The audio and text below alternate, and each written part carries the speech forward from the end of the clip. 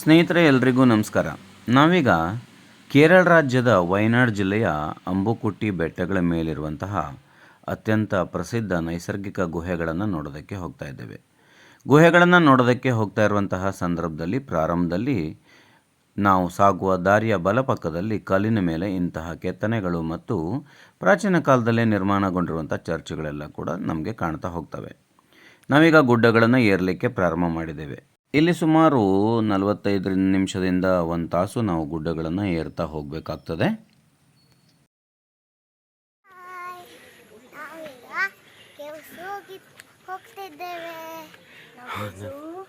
Edakkal caves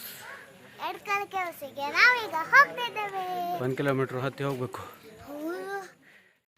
ಇಲ್ಲಿ ಗುಡ್ಡವನ್ನು ಹತ್ತಾ ಹೋಗ್ತಾ ಇರುವಂತಹ ಸಂದರ್ಭದಲ್ಲಿ ಅತ್ಯಂತ ಸುಂದರವಾದಂತಹ ಅರಣ್ಯ ಪ್ರದೇಶ ಇದೆ. ಹಸಿರು ಮರಗಳು, ಕಲ್ಲಿನ ಮೆಟ್ಟಿಲುಗಳನ್ನು ಹತ್ತಿ ಹೋಗಬೇಕು.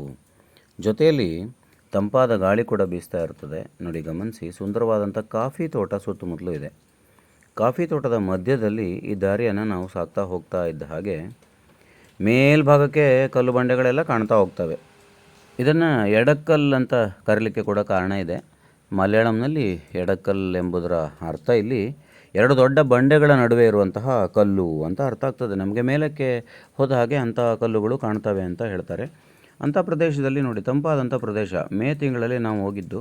ಮೇ ತಿಂಗಳಲ್ಲಿ ಕೂಡ ಇಷ್ಟೊಂದು ತಂಪಾದ ಪ್ರದೇಶ, ತಂಪಾದ ಗಾಳಿ ಬೀಸ್ತಾ ಇದೆ. ಅತ್ಯಂತ ತಂಪು ಅಂತಂದರೆ ಎಷ್ಟು ನಾವು ಹೇಳೋದು ಅಂದರೆ ಸುಮಾರು 18ರಿಂದ 20 ಡಿಗ್ರಿ ಅಷ್ಟೇ ಇರ್ಬೋದು.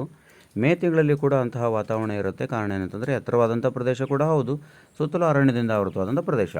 ಇಲ್ಲಿ ಕಲ್ಲುಗಳನ್ನು ಹತ್ತಲಿಕ್ಕೆ ನಾವು ಪ್ರಾರಂಭ ಮಾಡಬೇಕಾಗ್ತದೆ. ಸ್ಥಳೀಯರೆಲ್ಲ ಹೇಳೋದ್ರ ಪ್ರಕಾರ ಇಲ್ಲಿ ಹಿಂದೆ ಹಲವಾರು ಸಾಧು ಸಂತರೆಲ್ಲ ಧ್ಯಾನ ಮಾಡ್ತಾಯಿದ್ರು.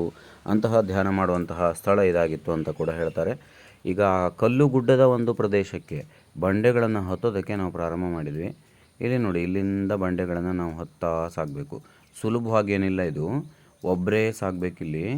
ಸ್ವಲ್ಪ ಸ್ಟೆಮಿನಾ ಚೆನ್ನಾಗೇ ಬೇಕಾಗ್ತದೆ ಇಲ್ಲಿ. ಯಾಕೆಂತಂದರೆ ಇಂತಹ ಒಂದೊಂದೇ ಕಲ್ಲುಗಳನ್ನು ಹತ್ತುತ್ತಾ ನಾವಿಲ್ಲಿ ಸಾಗಿ ಹೋಗಬೇಕು. ಅವುಗಳ ಮಧ್ಯೆ ತೆವಳಿಕೊಂಡು ಕೂಡ ಹೋಗಬೇಕು, ನುಸುಳಿಕೊಂಡು ಕೂಡ ಹೋಗಬೇಕು. ಹಾಗೆ ಹೋದ ಹಾಗೆ ನಮಗೆ ಆ ಎಡಕಲ್ಲಿನ ಗುಡ್ಡದ ನೈಜ ಸೌಂದರ್ಯದ ಅನುಭವ ಆಗ್ತಾ ಹೋಗ್ತದೆ. ಈ ಒಂದು ಭಾಗದಲ್ಲಿ ಪ್ರಾಚೀನ ಕಾಲದಲ್ಲಿ ಕೂಡ ಮಾನವ ವಾಸವಾಗಿದ್ದ. ಆ ಒಂದು ಕಾಲದಲ್ಲಿ ಇಲ್ಲಿ ಮಾನವ ಹಲವಾರು ಚಿತ್ರಗಳನ್ನು ಬಿಡಿಸಿದ್ದೆಲ್ಲ ಗುಡ್ಡದ ಪ್ರದೇಶದಲ್ಲಿದೆ. ನೋಡಿ, ಇದು ಮೊದಲನೇ ಎಂಟ್ರೆನ್ಸ್ ಅಂತ ಹೇಳ್ಬೋದು ನಾವು. ಎಂಟ್ರೆನ್ಸ್ ಅಂದರೆ ಈಗ ಬಾಗಿಲನ್ನು ಹಾಕೋ ಹಾಗೆ ಮಾಡಿದ್ದಾರೆ. ಸಂಜೆ ಮೇಲೆಲ್ಲ ಇಲ್ಲಿ ಯಾರಿಗೂ ಬಿಡೋದಿಲ್ಲ. ಕೆಲವು ಸಮಯದವರೆಗೆ ಮಾತ್ರ ಇವುಗಳನ್ನು ನಾವು ಪ್ರವೇಶವನ್ನು ಮಾಡ್ಬೋದು. ಇಲ್ಲಿ ನೋಡಿ, ಈ ಮೊದಲನೇ ಭಾಗ. ಈ ಗುಡ್ಡದಲ್ಲಿ ಬೇರೆ ಬೇರೆ ಭಾಗಗಳು ಇವೆ ಅಂತ ಹೇಳಿದ್ರು. ಅದನ್ನು ನೋಡೋಣ ಅಂತ ಹೋದಾಗ ಮೊದಲನೇ ಭಾಗದಲ್ಲಿ ಪ್ರವೇಶ ಮಾಡ್ತಾ ಇದ್ದಾಗೆ ಇಲ್ಲಿ ತುಂಬ ಬಾವಲಿಗಳಿದ್ದಾವೆ. ಹಲವಾರು ಬೇರೆ ಬೇರೆ ರೀತಿಯಾದಂತಹ ಕೆಲವು ಕೀಟಗಳು ಇತ್ಯಾದಿಗಳೆಲ್ಲ ನಮಗೆ ಸಿಕ್ಕಿದ್ವು. ಇಂತಹ ಗುಡ್ಡದ ಮಧ್ಯೆ ನಾವು ಕೆಲವೊಮ್ಮೆ ತೆವಳಿಕೊಂಡು ಸಾಗಬೇಕು. ಕಲ್ಲಿನ ಮೇಲೆ ಹತ್ತುತ್ತಾ ಹೋಗಬೇಕು. ಇದೇ ಒಂದು ಭಾಗದಲ್ಲಿ ಪ್ರಾಚೀನ ಕಾಲದ ಒಂದು ಬ್ರಾಹ್ಮಿ ಲಿಪಿಯ ಅವಶೇಷಗಳೆಲ್ಲ ಸಿಕ್ಕಿದ್ದಾವೆ ಅಂತ ಕೂಡ ಹೇಳ್ತಾರೆ. ಟ್ರೆಕ್ಕಿಂಗ್ ಮಾಡೋದು ಇಷ್ಟ ಆದವರಿಗಂತೂ ಇದು ತುಂಬ ಬೆಸ್ಟ್ ಪ್ಲೇಸ್. ಯಾಕೆಂತಂದರೆ ಸುಮಾರು 1 ಕಿಲೋಮೀಟರ್ನಷ್ಟು ನಾವು ಹತ್ಕೊಂಡು ಹೋಗಬೇಕು. ಒಂದು ಆಲ್ಮೋಸ್ಟ್ 3/4 ತಾಸಿಂದ 1 ತಾಸುವರೆಗೆ ಬೇಕು. ನಂತರಕ್ಕೆ ಈ ಕಲ್ಲು ಬಂಡೆಗಳನ್ನು ಹತ್ತಿಕೊಂಡು ಅವುಗಳ ಮಧ್ಯೆ ನುಸುಳಿಕೊಂಡು ಅಲ್ಲಲ್ಲಿ ಹತ್ತಲಿಕ್ಕಾಗದೇ ಇದ್ದಲ್ಲಿಂಥ ಏಣಿಗಳನ್ನು ಕೂಡ ನಾವು ಹತ್ಕೊಂಡು ಹೋಗುವಾಗ ನೋಡಿ, ಏಣಿಗಳನ್ನು ಹತ್ತು ಬರಬೇಕು. ನೇರವಾಗಿ ಮೇಲಕ್ಕೆ ಸಾಗ್ತಾ ಹೋಗ್ತೇವೆ. ಹಾಗೆ ಏಣಿಗಳನ್ನು ಹತ್ತುಕೊಂಡು ಈ ಕಲ್ಲು ಬಂಡೆಗಳ ರಾಶಿನೇ ಬಿದ್ದಿದೆ.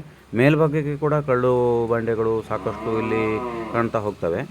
ಕಲ್ಲು ಬಂಡೆಗಳ ರಾಶಿ ಅಂತ ಹೇಳ್ಬೋದು, ಕಲ್ಲಿನ ಗುಡ್ಡ ಅಂತ ಬೇಕಾದರೂ ಹೇಳ್ಬೋದು, ಗುಡ್ಡದ ಮೇಲಿರುವಂಥ ಪ್ರದೇಶ ಅಂತ ಹೇಳ್ಬೋದು. ಅಂಥ ಸುಂದರವಾದ ಎಡಕಲ್ಲು ಗುಡ್ಡದ ಮೇಲ್ಭಾಗ ಹತ್ತಿದ ಮೇಲೆ ಮತ್ತೆ ಇಲ್ಲಿ ಕೆಳಭಾಗಕ್ಕೆ ಇಳಿಯೋ ಹಾಗಿದೆ. ನೋಡಿ, ಇಲ್ಲಿ ಗುಹಾ ಪ್ರದೇಶ, ಗುಹೆಯ ಹಾಗಿರುವಂತಹ ಪ್ರದೇಶಗಳು ಇಲ್ಲಿ ಹೆಚ್ಚಿರುವಂಥದ್ದು. ಮಧ್ಯ ಗುಹೆ ಆಗಿದೆ. ಅಕ್ಕಪಕ್ಕದಲ್ಲಿ ಎಲ್ಲ ಕೂಡ ಏನಿದೆ ಅಂದರೆ ಕಲ್ಲು ಬಂಡೆಗಳಿದ್ದಾವೆ.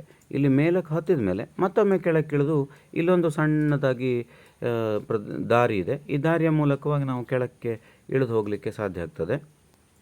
ಈ ಒಂದು ಭಾಗ ಇದರ ಕೊನೆ ಭಾಗ ಅಂತ ನಾವು ಗುರುತಿಸ್ಬೋದು. ಈ ಕೊನೆ ಭಾಗದಲ್ಲಿ ಬಂದ ಹಾಗೆ ಗುಹೆಗಳ ಒಳಗಿನ ಗೋಡೆಗಳ ಮೇಲೆ ಮಧ್ಯಶಿಲಾಯುಗ ಮತ್ತು ನವಶಿಲಾಯುಗದ ಕಾಲದ ಅಂದರೆ ಸುಮಾರು ಒಂದು 6000 ವರ್ಷಗಳಷ್ಟು ಹಳೆಯದಾದಂಥ ಚಿತ್ರಗಳು ಮತ್ತು ಮಾನವ ಕೆತ್ತಿರುವಂಥ ಕೆತ್ತನೆಗಳೆಲ್ಲ ಕೂಡ ಇವತ್ತಿಗೂ ಕೂಡ ಹಾಗೆಯೇ ಉಳಿದಿದೆ ಎಂಬುದು ವಿಶೇಷ. ನೋಡಿ, ಈ ಚಿತ್ರಗಳನ್ನು ನಾವು ಸೂಕ್ಷ್ಮವಾಗಿ ಗಮನಿಸ್ತಾ ಹೋದರೆ ಅದರಲ್ಲಿ ಕೆಲವೊಂದು ಮಾನವನ ಆಕೃತಿಗಳನ್ನು ಕೂಡ ನಾವು ನೋಡ್ಬೋದು. ಜೊತೆಯಲ್ಲಿ ಪುರಾತನ ಆಯುಧಗಳ ಚಿತ್ರಗಳು ಕೂಡ ಇಲ್ಲಿದ್ದಾವೆ. ಜೊತೆಯಲ್ಲಿ ಗುಂಪು ಜೀವನವನ್ನು ನಡೆಸ್ತಾ ಇರೋದರ ಚಿತ್ರಗಳು ಕೂಡ ಇದ್ದಾವೆ. ಎಲ್ಲ ರೇಖಾತ್ಮಕ ಮಾದರಿಯ ಚಿತ್ರಗಳು.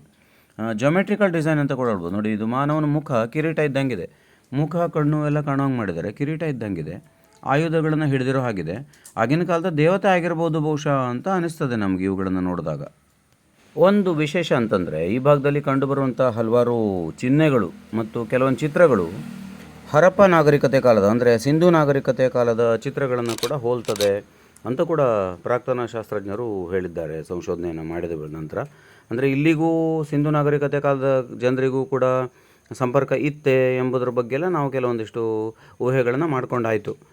ಆದರೆ ಅದಕ್ಕೆ ಸೂಕ್ತವಾದಂಥ ಉತ್ತರ ಸಿಕ್ಕೋದಿಲ್ಲ. ಒಟ್ಟಾರೆಯಾಗಿ ಇದು ಒಂದು ನವಶಿಲಾಯುಗದ ಕಾಲದ ಒಂದು ಪ್ರಮುಖವಾದಂಥ ಪ್ರದೇಶ. ಮಧ್ಯಶಿಲಾಯುಗದ ಕಾಲದ, ಅಂದರೆ 6000 ವರ್ಷಗಳಷ್ಟು ಹಳೇದಾದಂಥ ಚಿತ್ರಗಳು ಇಲ್ಲೆಲ್ಲ ನಾವು ನೋಡಲಿಕ್ಕೆ ಸಾಧ್ಯ ಇದೆ. ತುಂಬ ಒಳ್ಳೆಯದು. ನೋಡಿ, ಇದರ ಒಂದು ಈ ಗುಹೆಯ ಅತ್ಯಂತ ಮುಂದಿನ ಭಾಗಕ್ಕೆ ನಾವು ಬಂದಾಗ ಈ ಭಾಗದಲ್ಲಿ ಇಂತಹ ಮತ್ತೆ ಕೆಲವೊಂದಿಷ್ಟು ಚಿತ್ರಗಳನ್ನು, ಮಾನವನ ಚಿತ್ರ ಕೂಡ ಇದೆ, ಪ್ರಾಣಿಗಳ ಚಿತ್ರ ಕೂಡ ಇದೆ. ಎಲ್ಲ ಹೆಚ್ಚಾಗಿ ರೇಖಾತ್ಮಕ ಮಾದರಿಯಲ್ಲಿ ರೇಖೆಗಳ ಮೂಲಕ ಚಿತ್ರಗಳನ್ನು ಮೂಡಿಸಿದ್ದಾರೆ. ಕೆಲವೊಂದೆಲ್ಲ ಸ್ವಲ್ಪ ನೀರು ಬಿದ್ದು ಇತ್ಯಾದಿಯಾಗಿ ಮಾಸಲು ಆಗಿದೆ. ನೋಡಿ, ಇಲ್ಲಿ ಎಲ್ಲ ಸೂಕ್ಷ್ಮವಾಗಿ ನೋಡಿದಾಗ ರೇಖೆಗಳು, ಇಲ್ಲಿ ನೋಡಿ ವೃತ್ತ, ಕೆಲವೊಂದಿಷ್ಟೆಲ್ಲ ತ್ರಿಕೋನ, ಜಾಮೆಟ್ರಿಕಲ್ ಡಿಸೈನ್ ಅಂತ ಏನು ಕರಿತೀವಿ, ಆ ಥರದ ಮಾದರಿಯಲ್ಲಿ ಕೂಡ ಚಿತ್ರ ಬಿಡಿಸಿರೋದು ಇಲ್ಲಿ ನಾವು ಕಾಣ್ತೇವೆ. ಹಾಗೂ ಲಾಸ್ಟ್ ನಾವು ಈ ಗುಡ್ಡದ ಒಂದು ಕೊನೆಯಲ್ಲಿ ಬಂದಾಗ ಕೆಳಭಾಗದಲ್ಲಿ ನಿಂತುಕೊಳ್ಳಿಕ್ಕೆಲ್ಲ ತುಂಬ ಸ್ಥಳಾವಕಾಶ ಇದೆ. ಇಲ್ಲಿ ಆ ಸ್ಥಳಾವಕಾಶ ಇದ್ದು ಜನ ಎಲ್ಲ ತುಂಬ ಇಲ್ಲಿ ಬಂದು ನೋಡ್ತಾರೆ. ಮತ್ತು ಕೊನೆಯದಾಗಿ ಇದೊಂದು ನಾವೀಗ ಎಡಕಲ್ಲು ಅಂತ ಕರೀಲಿಕ್ಕೆ ಕಾರಣ ಇದೇ ಇರ್ಬೋದು. ನೋಡಿ, ಎರಡೂ ಪಕ್ಕದಲ್ಲಿ ಕಲ್ಲಿದೆ, ಮಧ್ಯದಲ್ಲಿ ಕಲ್ಲು ಸಿಕ್ಕಾಕೊಂಡಾಗಿದೆ. ಆ ಮಧ್ಯದ ಭಾಗದಲ್ಲಿ ಏನಂತಂದರೆ ಬೆಳಕು ಬರುವ ಹಾಗಿರೋದು ಎಷ್ಟು ಚೆಂದ ಡಿಸೈನ್ ಆಗಿದೆ. ಯಾರೋ ಈ ಕಲ್ಲನ್ನು ಕೊರೆದಿಟ್ಟಿರುವ ಹಾಗೆ ಕಾಣೋ ರೀತಿ ಇದೆ. ನೈಸರ್ಗಿಕವಾಗಿ ರಚನೆ ಆಗಿರುವಂಥ 2 ಅಂತಸ್ತಿನ ರೀತಿಯಲ್ಲಿರುವಂಥ ಈ ಬಂಡೆಗಲ್ಲುಗಳ ವಿನ್ಯಾಸ ಹೇಗಿದೆ ನೋಡಿ. ಇಲ್ಲಿ ಮಧ್ಯದ ಭಾಗದಿಂದ ಯಾರೋ ಟ್ಯೂಬ್ಲೈಟನ್ನು ಹಾಕಿರೋ ಹಾಗೆ ಬೆಳಕು ಬರಲಿಕ್ಕೆ ಅವಕಾಶ ಇದೆ. ಮೇಲ್ಭಾಗದಿಂದ ಕೂಡ ಬೆಳಕು ಬರಲಿಕ್ಕೆ ಅವಕಾಶ ಇದೆ. ಒಮ್ಮೆ ಭೇಟಿ ನೀಡಿ. ಧನ್ಯವಾದಗಳು.